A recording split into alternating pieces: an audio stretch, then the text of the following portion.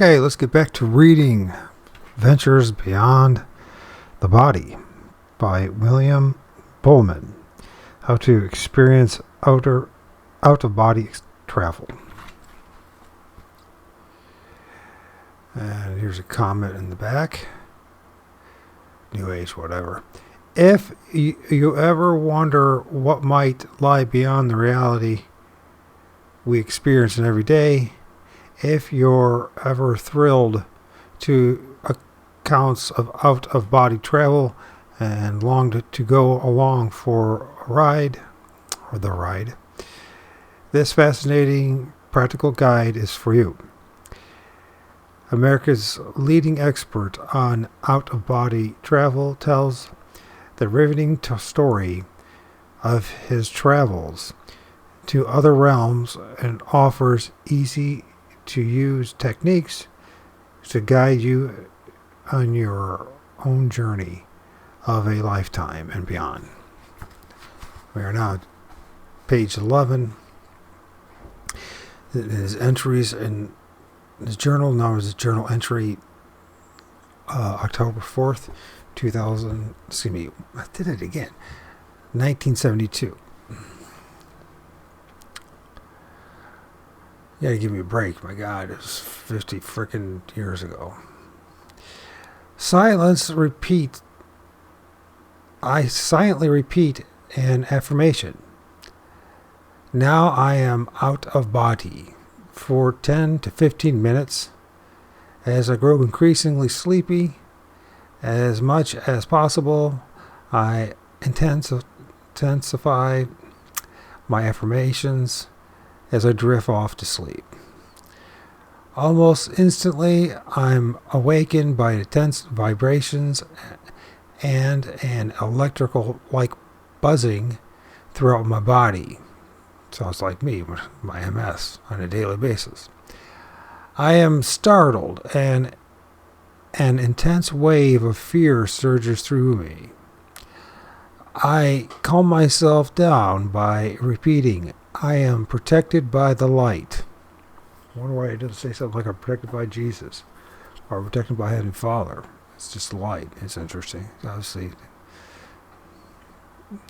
Anyways, it doesn't matter. My initial fear slowly dissipates.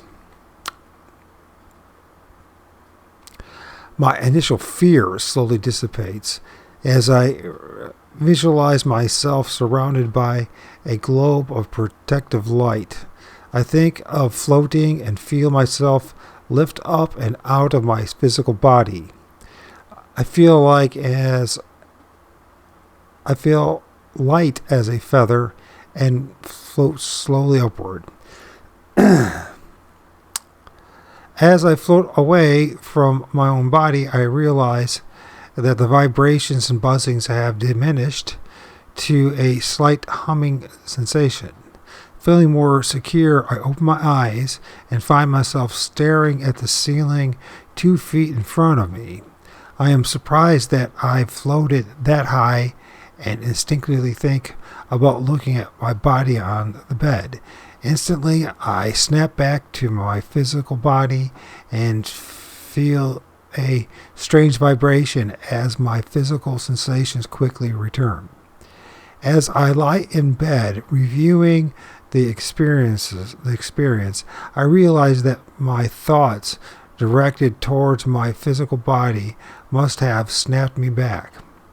I know it's possible to view my physical body because during my first out-of-body experience, I distinctly saw it. I suspect the key to observing our physical body is to remain as mentally and emotionally detached as possible. But more important, we must keep our thoughts directed away from our physical bodies. The slightest thought focused on the body will immediately snap us back to it. In retrospect, I should have thought about turning over as I floated. Then I could have observe my physical body without any thoughts being focused on it. So, and yeah, one of the things that's, so I'm getting older and having a hard time just even read a book. Always had a hard time anyways. But it's more exceptionally harder. It's hard to even put a sentence together. But also, I think about my childhood and the many dreams, at least I thought were dreams, of me floating and above the trees and the houses. And I'm thinking that I had something similar to what he's talking about. Because I remember once I got any fear or thought about what was happening, boom, I was back in my body, my legs and arms were jerking. I think everybody's probably, wouldn't be surprised if most people have had the same experience. So what causes us to have this association or this separation? Is it all in our head? Who knows? Journey entry, October 12th, 1972. I wake up at 3:15, of course. Sometime between 3 and 4 seems to have these happenings. That's something to think about. The bewitching hour, right? After 3.5, once again, hours of sleep. So this is another time of 3.5 hours of sleep. 2 REM periods and move to the sofa in the living room. After about 40 minutes of reading, I become sleepy and begin to do a different visualization. I picture myself as a bright orange balloon filling with helium. I can feel myself becoming lighter and lighter as the balloon expands. I intensify and hold my visualization as long as possible.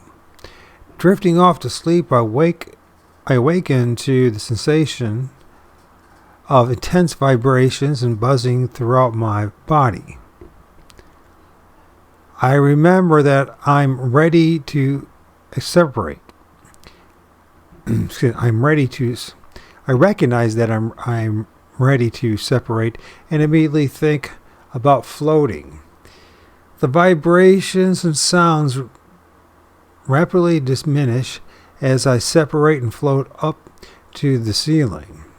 Out of instinct, I reach out my arms to touch the ceiling, but instead of touching, my hands slowly enter the tingling vibrational substance of the ceiling. I can feel a slight resistance, and my hands and arms move through the ceiling. Moving slowly upward, my body enters and passes through the insulation, rafters, and the attic. An intense excitement flows through me as I pass through the roof and float at the top of the house. I think of standing and I'm instantly upright, standing at the highest peak of the house.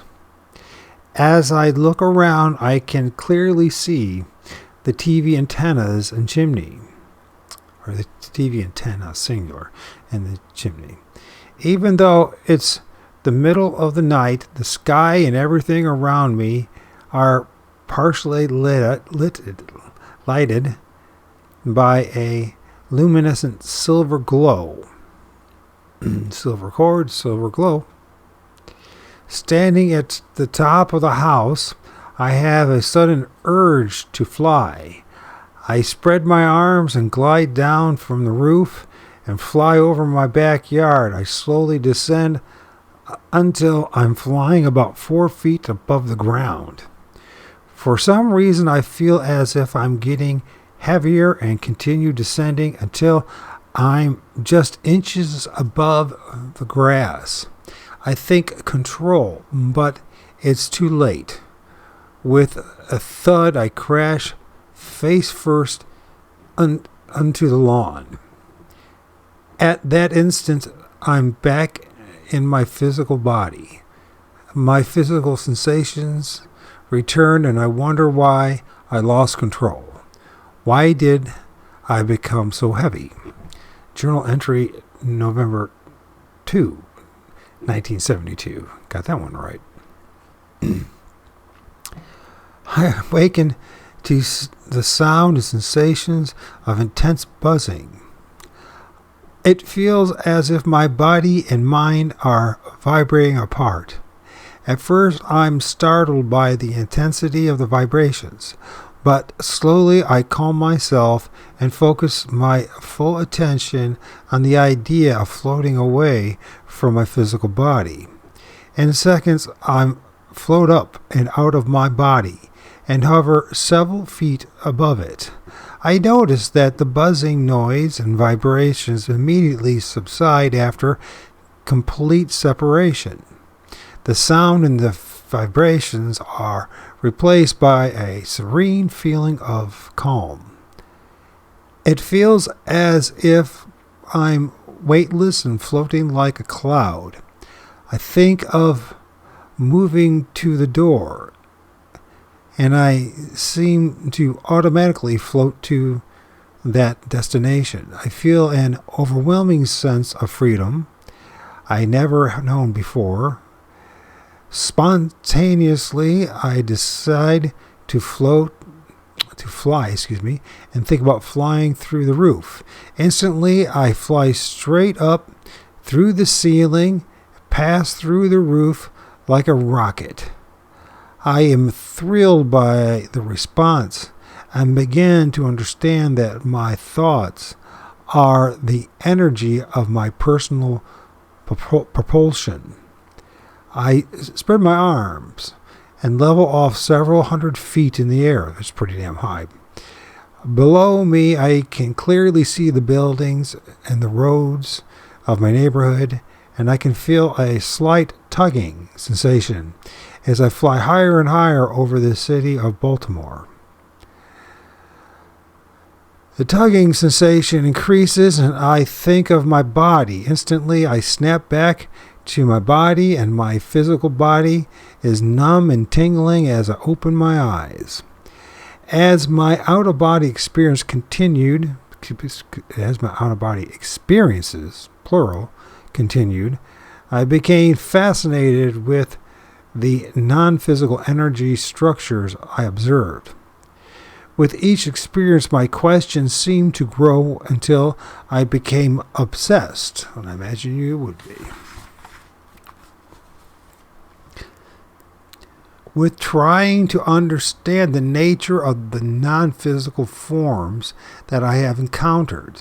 In an attempt to comprehend the relationship between the physical and non-physical environments, I developed a series of crude experiments. For example, every day I would balance a pencil or pen on at the very edge of my nightstand. My purpose was to see if I could somehow move the physical object with my non-physical body. I quickly discovered that this simple experiment was more difficult than it appeared. My biggest obstacle was attempting to focus on my experiment. At the moment of separation, my mind would race with unlimited possibilities, and my experiment seemed insignificant compared with the many wonders that were available. Each experience increased my realization that my non-physical state of consciousness was extremely sensitive and responsive to the slightest thought. My prevailing, which is interesting, Jesus talks about having each thought captured, doesn't he? He sure does. What is he really talking about? If this book that we call the Bible, once we break it all down, read it literally, find the contradictions, which there are many in both the Old and New Testament, then you start seeing the connections with other philosophies and religions of that time. I'm not saying Jesus is not real. I do believe he's real. I think that for some reason the spiritual realm, which now is starting to seem even clearer, even more, that a big part of what maybe we're experiencing is people consciously or unconsciously astroplaning or separated from their body.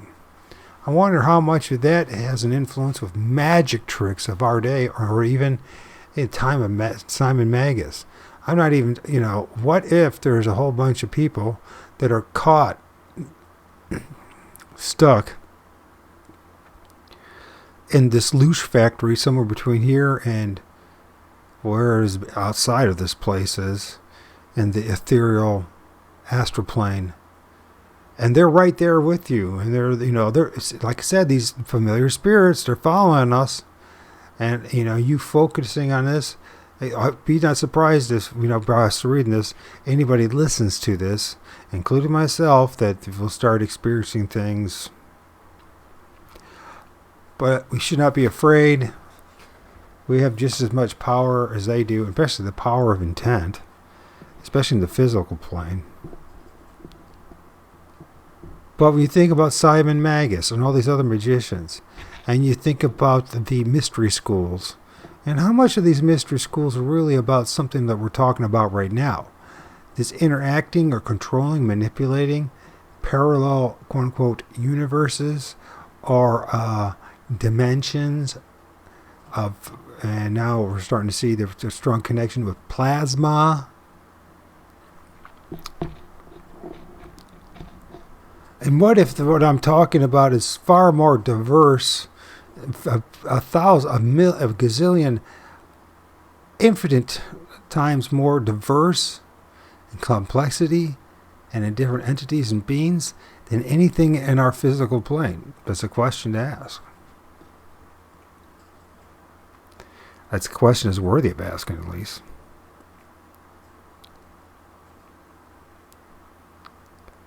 My prevailing conscious and subconscious thoughts would instantly propel me back to a specific direction. I quickly learned that my subconscious mind exerts much more influence and control over my actions than I ever imagined. Often, a completely spontaneous thought would create an immediate reaction. For example, if I thought about flying, which I often did, I would immediately fly through the ceiling and wall and glide over my neighborhood.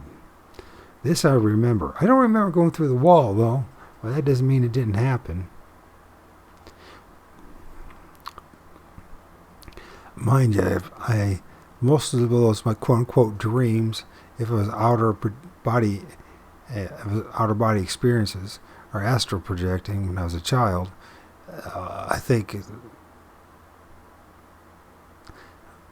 I get the impression, at least, that my eyes were closed until I got above the house and the trees and felt the sensation and had that stabilized feeling of comfort, and which took me a couple seconds or so, and then I'd open my eyes, and then I'd float and I'd move a little bit, and then of course I'd freak out and go back to my body, in which I'd wake up with my arms and legs jerking violently all over the place.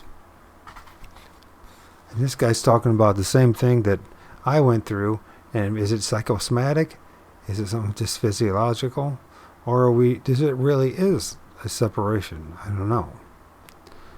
But I'm starting to get the impression that everything that we've been dealing with when it comes to cryptids and ghosts and paranormal and has a strong connection with what I'm reading right now.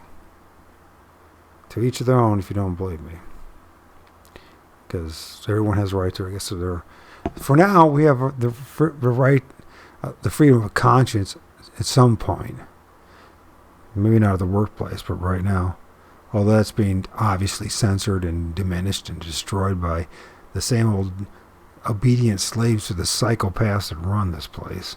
And I'm actually talking, if not the psychopaths, I'm just talking about the people in flesh and blood that take a dump like the rest of us. I'm talking about the other ones on the other side that feed off us and turn us into a loosh factory and deceive us and lie to us and mind zap us, erase our minds and Anyways, I can just go on and on and on. Anyways, gradually I realized that gaining full conscious control during my first seconds after separation was absolutely essential. To accomplish this, I experimented with different ways to gain control. At first, I tried focusing my full attention on my hand and my arm just after separation. I hoped that this would concentrate my thoughts on a single idea and give me the immediate control that I was seeking. This created a strange sensation of being immersed within myself.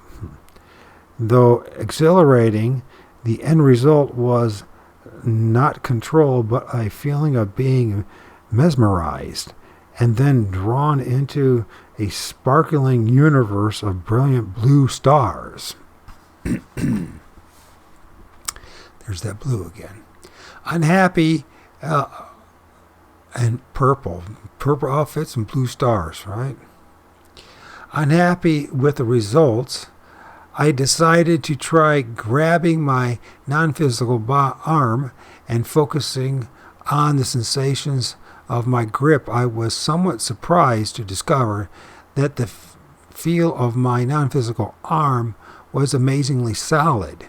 My non-physical body possessed an inherent vibrational quality.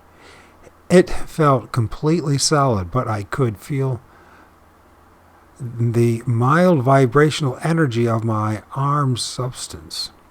I quickly discovered that my energy body was indeed, quote, real, end quote, in every respect, appearing to be an exact duplicate of my physical body.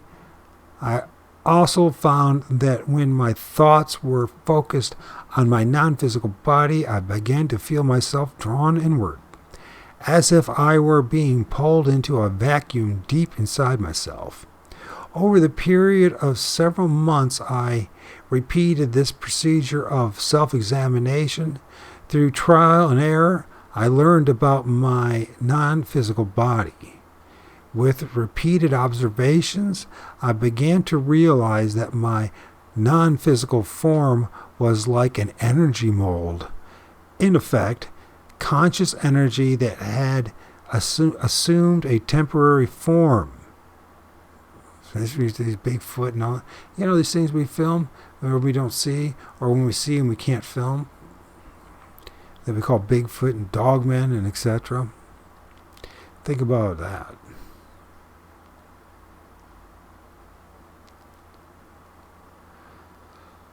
Okay, where did I? Conscious that assumed a temporary form. The body I experienced when out of body appeared to be the result of my mind's expectations and self-concepts. That's a very important line there. When we experience these things, mind's expectations and self-concepts, which would be a very interesting to compare or to do notes or observations. You see, you have a group of people that are listening to broadcasts or podcasts of Bigfoot, of topics like Bigfoot and dogmen, and they start seeing these things. And then another where people are constantly being fed stories, not just for about aliens, or you can have a group of aliens, that'd be fine. But then something completely made up.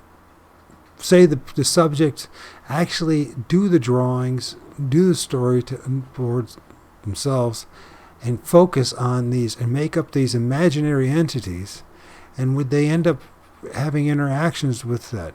In other words, not only the mind psyche, you could create situations, narratives, and your dream state from your own consciousness, but then also other consciousnesses or spirits or entities are familiar spirits that are recognizing, that hear what we're speaking, what we're thinking, what we're doing, could then manipulate that in order to trick us. Yeah, to trick us.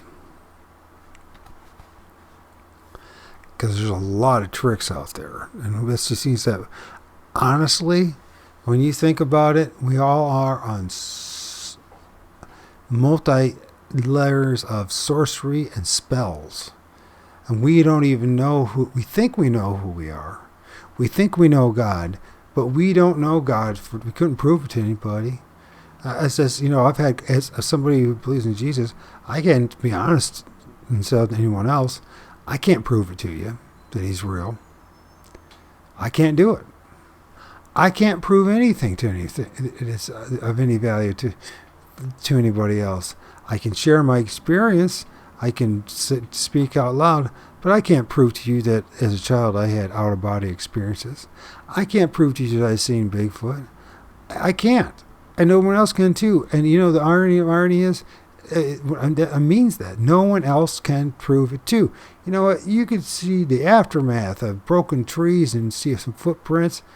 You can even find some hair and all this. You still don't know in the end of the day because you don't even know what the hair samples are, except that they're part human maybe, and other people saying that it's part vegetation. God knows what the hell's going on. But it does seem to me that these spirits do use life forces like human beings and trees and animals. If they're powerful enough or given enough permission or whatever happens,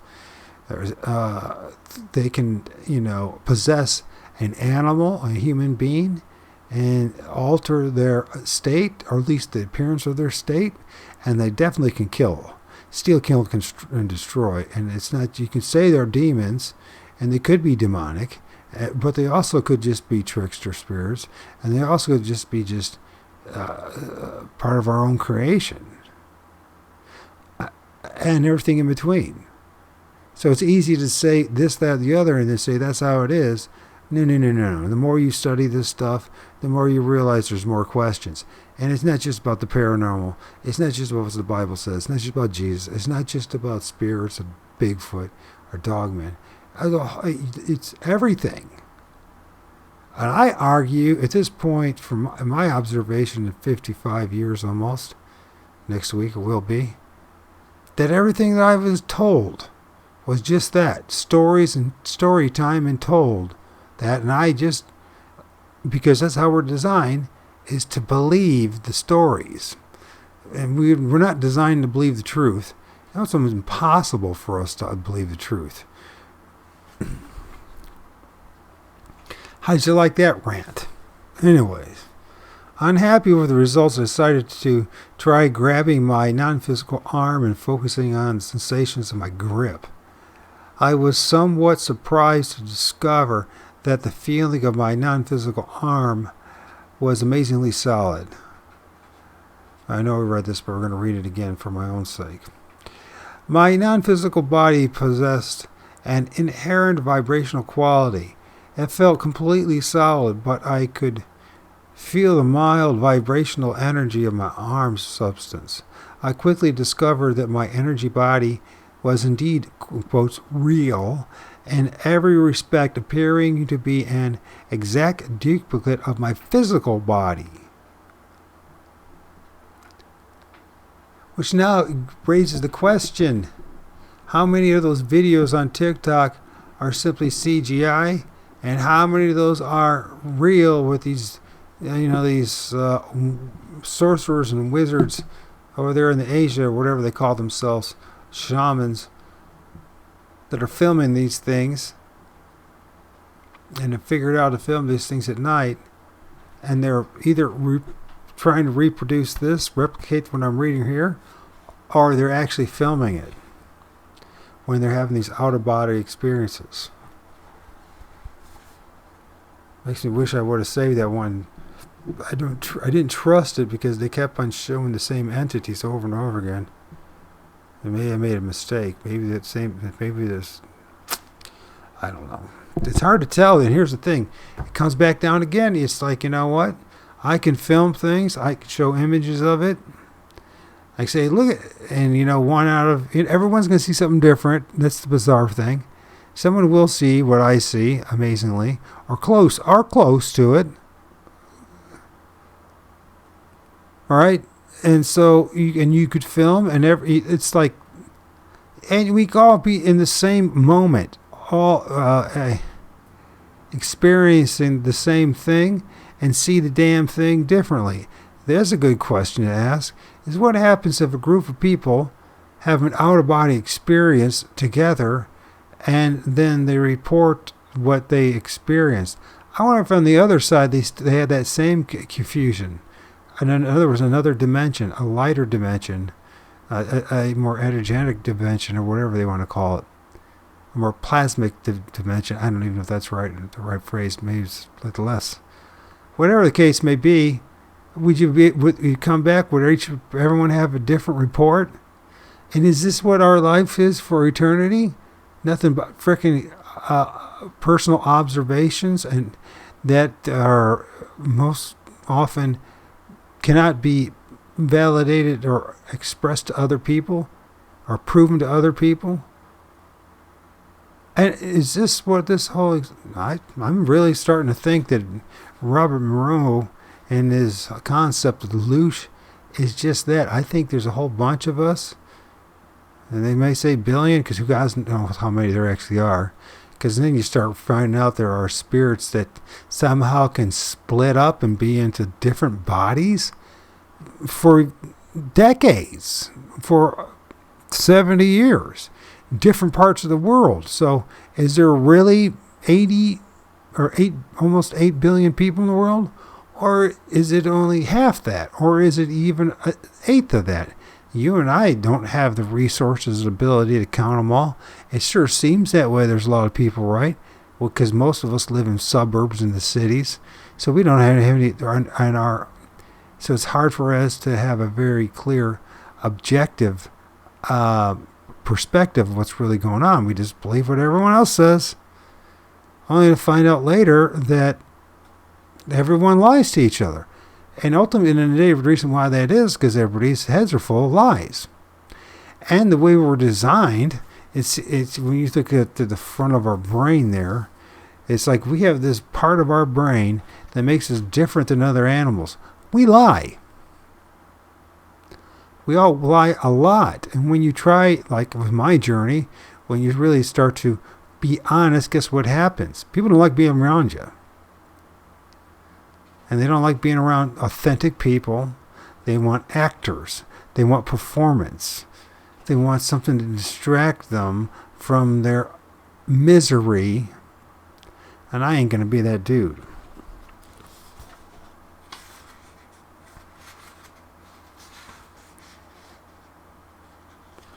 So I need to keep this going here. Over the period of several months, repeated the procedure of self-examination, and through trial and error, I learned about my non-physical body. With repeated observations, I began to realize that my non-physical form was like an energy mold, in effect, conscious energy that had assumed a temporary form. The body I experienced when my outer body appeared to be the result of my mind's expectations and self-concept. In addition, I recognized that focusing on my physical body created a strong tendency for me to be drawn inward in areas I could not begin to comprehend. I knew that I needed another method for gaining conscious control. After almost a year, I was becoming frustrated with numerous failed attempts to gain full control when I finally discovered that I was making this entire process more involved than it needed to be. During an afternoon of out-of-body experience, I spontaneously shouted, "Control now!" Immediately, I felt an enhancement of my analytical mind. As I stood by the foot of my bed, my vision improved, but remained slightly out of focus. So I shouted, "Clarity now!" My vision instantly snapped into focus. I felt a rush of energy and awareness flow through my body and mind, and I was thrilled. For the first time, I felt in complete control. My entire self-awareness was present. I actually felt more aware than in my normal physical state of consciousness. My thoughts were crystal clear and vibrantly alive. I suddenly realized that the key to control was simply to demand full conscious control immediately after separation.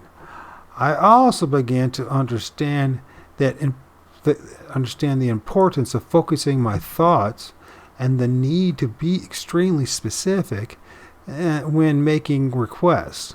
On one occasion, just after separation, I said aloud, "I request full wakening consciousness." So he says, "I request full awakening." There's no N. Waking.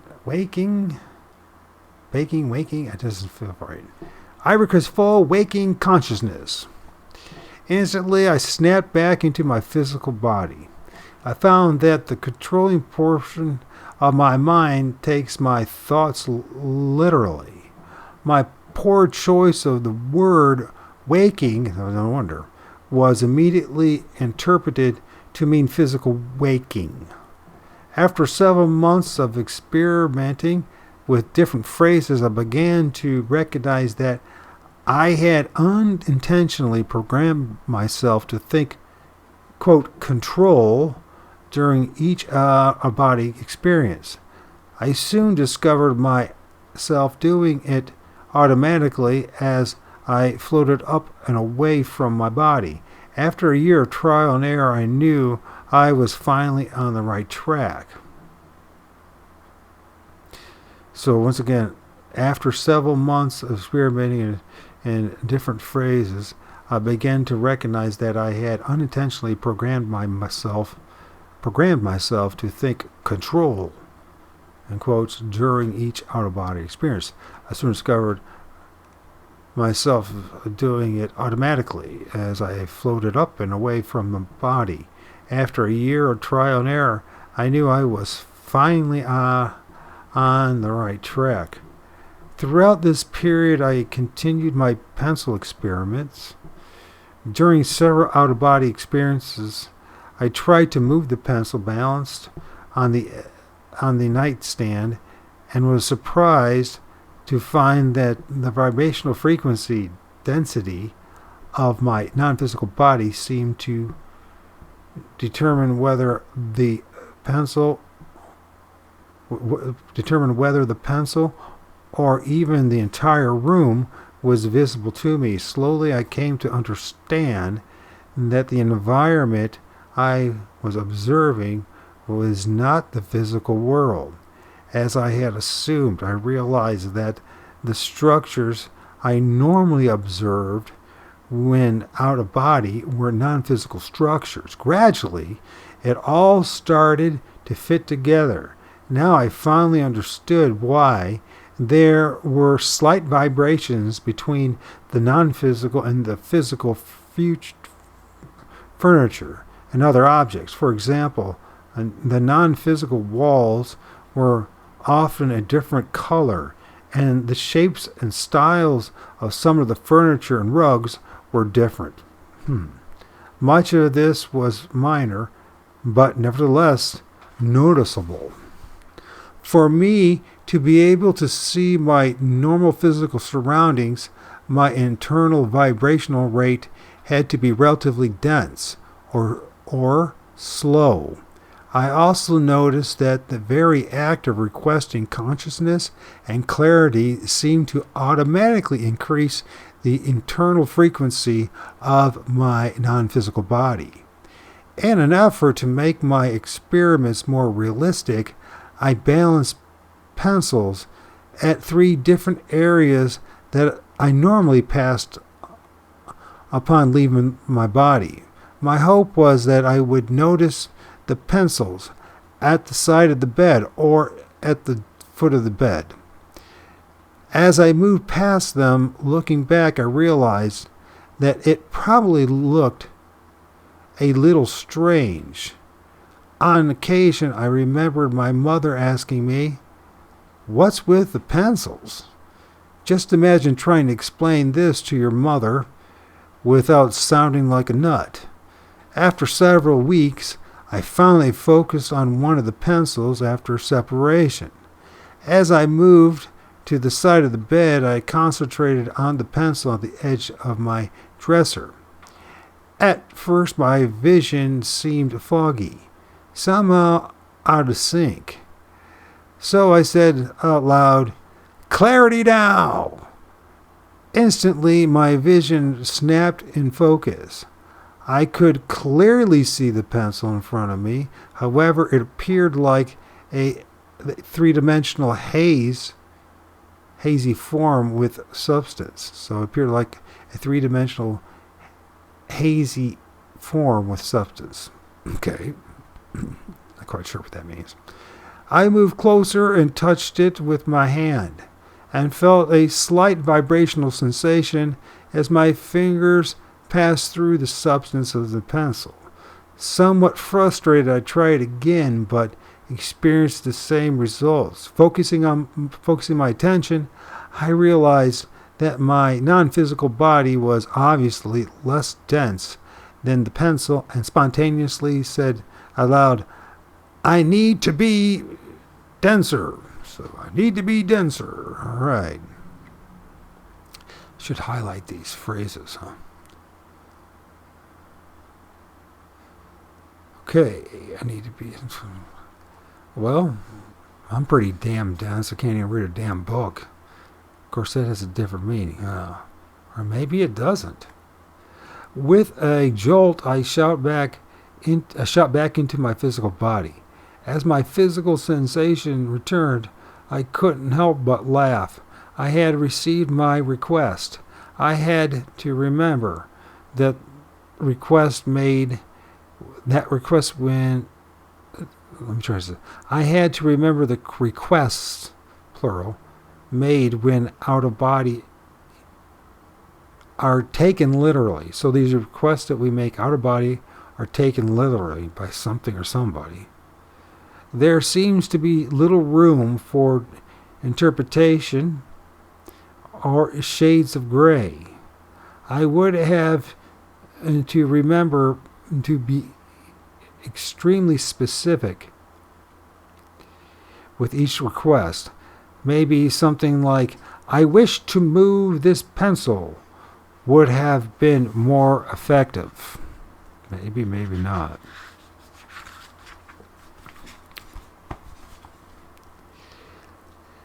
In a related experience, some years later, I was practicing self-hypnosis with a single lighted candle. After separation, I stood by the candle and decided to blow it out. To my surprise, it went out immediately. Upon returning to my physical body, I opened my eyes to find that the physical candle was still burning. After some thought, I realized that I must have blown out the candle in what I now know is a parallel dimension closest to the physical. This dimension is a relatively dense energy duplicate of the physical world. This simple experiment is important because it provides evidence that the environments and objects encountered during out-of-body experiences exist independently of the physical universe. It appears that we are not observing the physical world from a different. It appears that we are not observing the physical world from a different perspective, as many believe, but are interacting with a separate but parallel dimension of energy.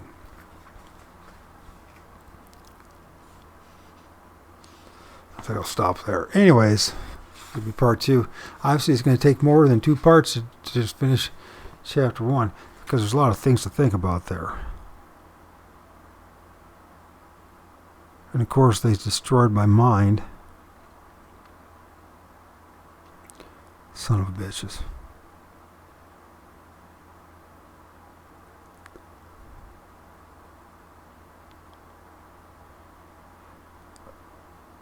And you know, the thing is, so it makes me think about this. Okay, if with the singularity and the Internet of Things, and if the chip in the body, right? Neuralink and all that. If we're all, it does, of course, not all of us would ever be that. It's too much of a project. They'd get rid of 90% of what's left. The vast majority of who's left, they would have this chip in there. And now, they could, quote unquote, prove or manipulate or convince a whole group of people of seeing the same thing and experiencing the same thing, right? In a different dimension. In other words, there's something wrong with this whole creation. There's something wrong with all the different dimensions in this creation. It's not functioning properly. And they're trying to blame it on us while they're using us as food, as a loosh factory. Which, you know what, the number one emotion is that they feed on, the thing that they love the most is love. It's not fear, it's love. When you realize that, you realize how sick and twisted this place is. And you realize how sinisterly deceptive this place is. You know, and you start to have a lot more empathy for other people because you realize how we've all been terribly messed with. Deceived beyond imagination. But we do have to explore this topic because there clearly is multiple dimensions, and there clearly is people. It's true because I have it in my own experience and others, and I've encounters in the spiritual realm. And what if, next to the, G this and G that with the number, that not those who, you could do multiple things to an individual or a group of individuals, from tweaking with their electromagnetic the waves, the energy, whether you come out and in of a body, whether you're allowed to return or not. There's so much a connection with what is called modern day science and technology and sorcery of 100 years ago, 1,000, of 2,000, and 10,000 years ago. Clearly, this has been the dream of many a man for some reason, and the only thing I can think of it when you look at these possessed desire to control other people, that it has to be just that, possessed. Being the meat suits that we are, I believe I wouldn't be surprised I have multiple in me, even after being delivered. But I'm totally convinced that everybody has multiple spirits in them. Many are just feeding off you, like you've been walking around bipedal nursery of a loose factory that they feed off you. Just picture a gazillion orb-looking things, right, with mouths, sucking on every square nanometer of your body, called plasma. Probably named after a damn demon or evil spirit or whatever, you know what I mean? Anyways, it's a good place to stop. Part 2 of Adventures Beyond the Body. If you're going to try, go all the way. Otherwise, don't even start. If you're going to try, Go all the way. This could mean losing girlfriends, wives, relatives, jobs, and maybe your mind.